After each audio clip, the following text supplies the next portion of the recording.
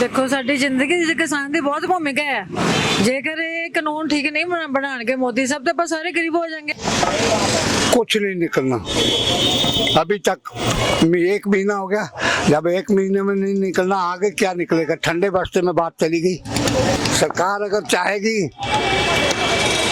आप बहुत बड़े जिम्मेदार हैं, ये लो 25 लाख रुपया और एक तरफ हो जाओ, आपको 10 लाख दे दिया, उसको 20 लाख दे दिया, वो बड़े बड़े जो मालिक है ना उनको बिठा देंगे, गरीब मजदूर तो फिर मर गया।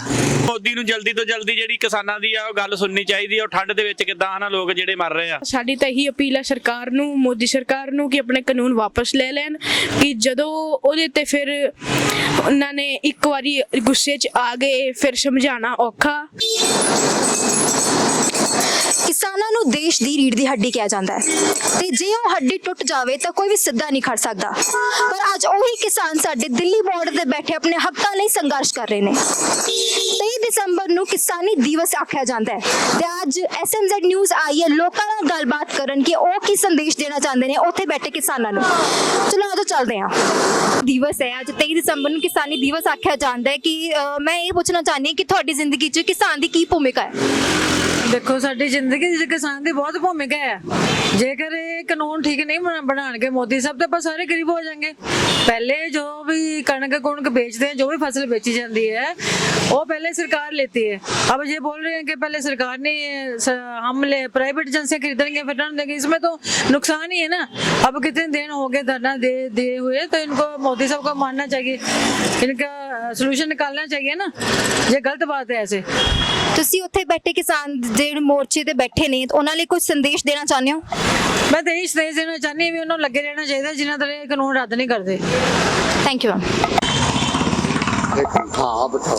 जो बॉर्डर पर किसान बैठे हैं उनके लिए, जो प्रोटेस्ट कर रहे हैं उनके लिए आप कोई संदेश देना चाहेंगे? संदेश यही है कि सरकार को उनकी बात मान लेनी चाहिए, और जो घर से बेघर बैठे हैं और रोटी खाते हैं नहीं खाते इतनी ठंड में, उनका बेकार बैठना वहाँ पे गलत बात है। सरकार को कोई ना कोई पॉइंट उठाना चाहिए। जैसे कैबिनेट बैठा के उन्होंने ये मता पास किया है, वैसे ही कैबिनेट बैठा के उसका मता हल भी निकल सकता है, लेकिन सरकार ढूंढने के लिए तैयार नहीं है।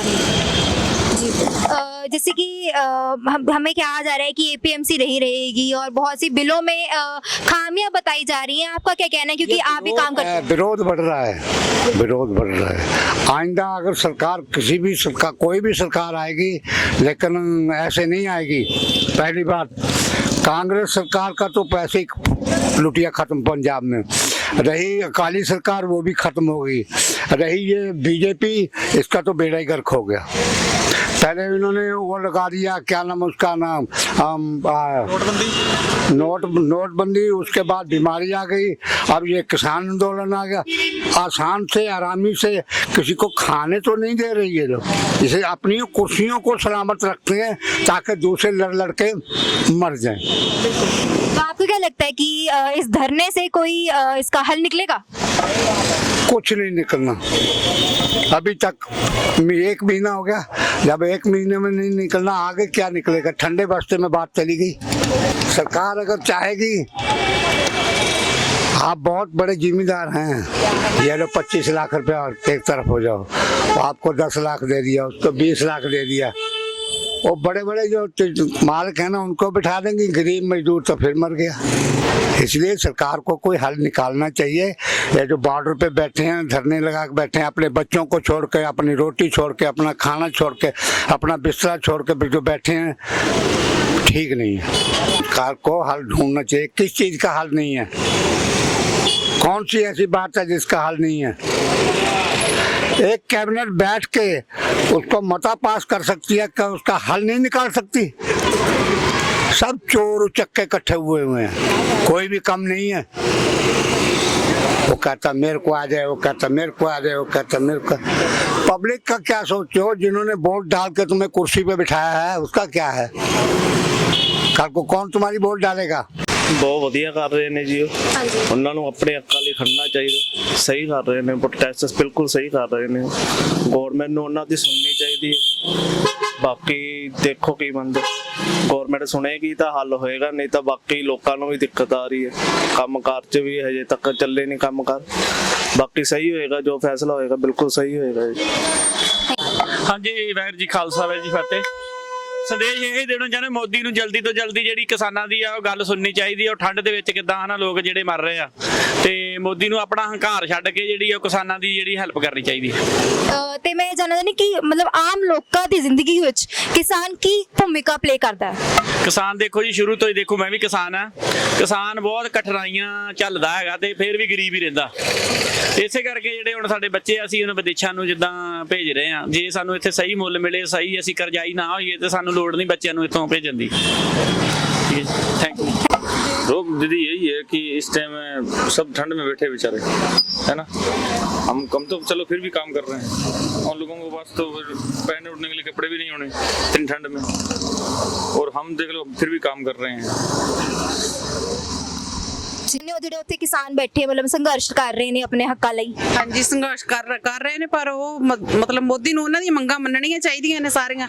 ਦੇਖੋ ਕਿੰਨੀ ਦੇਰ ਤੋਂ ਅਸੀਂ ਵੀ ਕਿਸਾਨ ਆ, ਤੇ ਪਰ ਬਹੁਤ ਔਖਾ ਵਾ ਠੰਡ ਦੇ ਵਿੱਚ ਇਸ ਟਾਈਮ ਦੇ ਵਿੱਚ ਬੈਠਣਾ।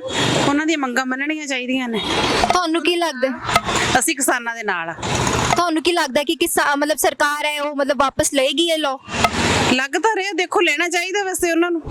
ਜਦੋਂ ਕਿਸਾਨ ਕਹਿ ਰਹੇ ਨੇ ਵੀ ਸਾਨੂੰ ਕੋਈ ਫਾਇਦਾ ਨਹੀਂ ਇਹਦਾ, ਤੇ ਫਿਰ ਉਹਨਾਂ ਨੂੰ ਵਾਪਸ ਲੈਣਾ ਚਾਹੀਦਾ ਵਾ।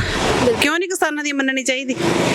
Thank you ma'am. ਹਾਂਜੀ, ਕਿਸਾਨ ਬੈਠੇ ਨੇ ਧਰਨੇ ਤੇ ਆਪਣੇ ਹੱਕਾਂ ਦੇ ਵਾਸਤੇ, ਤੇ ਬਿਲਕੁਲ ਸਹੀ ਬੈਠੇ ਆ। ਸਾਡੀ ਤਾਂ ਇਹੀ ਅਪੀਲ ਆ ਸਰਕਾਰ ਨੂੰ, ਮੋਦੀ ਸਰਕਾਰ ਨੂੰ, ਕਿ ਆਪਣੇ ਕਾਨੂੰਨ ਵਾਪਸ ਲੈ ਲੈਣ। ਕਿ ਜਦੋਂ ਉਹਦੇ ਤੇ ਫਿਰ ਉਹਨਾਂ ਨੇ ਇੱਕ ਵਾਰੀ ਗੁੱਸੇ 'ਚ ਆ ਗਏ, ਫਿਰ ਸਮਝਾਉਣਾ ਔਖਾ, ਤੇ ਫਿਰ ਉਦੋਂ ਉਹਨਾਂ ਨੂੰ ਪਤਾ ਲੱਗੂਗਾ। ਉਹਨਾਂ ਨੂੰ ਫਿਰ ਕਹਿਣਗੇ ਕਿ ਅਸੀਂ ਜੇ ਪਹਿਲੀ ਕਾਨੂੰਨ ਵਾਪਸ ਲੈ ਲੈਂਦੇ ਤਾਂ ਚੰਗਾ ਸੀਗਾ। ਤੇ ਤੁਹਾਡੇ ਅਕੋਰਡਿੰਗ ਤੁਸੀਂ ਮਤਲਬ ਕਿੰਨੇ ਸਾਲ ਦੇ ਤੁਸੀਂ? ਮੈਂ 14 ਇਅਰਸ ਦਾ ਵਾਂ, ਤੇ ਮੈਂ ਲੁਧਿਆਣੇ ਜ਼ਿਲ੍ਹੇ ਦਾ ਜਥੇਬੰਦਕ ਸਕੱਤਰ ਵੀ ਹਾਂ ਯੂਥ ਅਕਾਲੀ ਦਲ ਦਾ।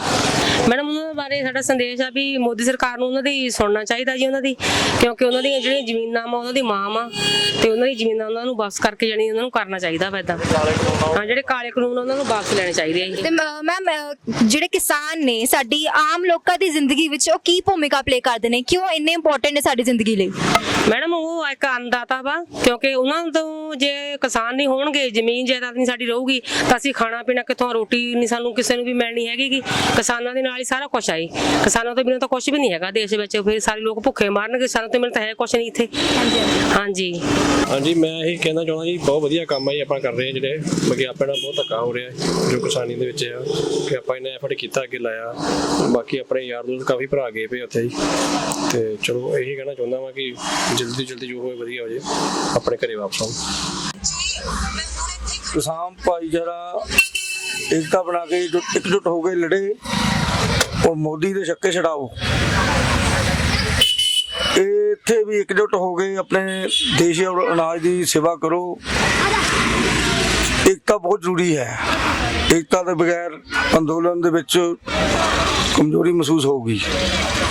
ਵਾਹਿਗੁਰੂ ਜੀ ਕਾ ਖਾਲਸਾ, ਵਾਹਿਗੁਰੂ ਜੀ ਕੀ ਫਤਿਹ। Thank you sir.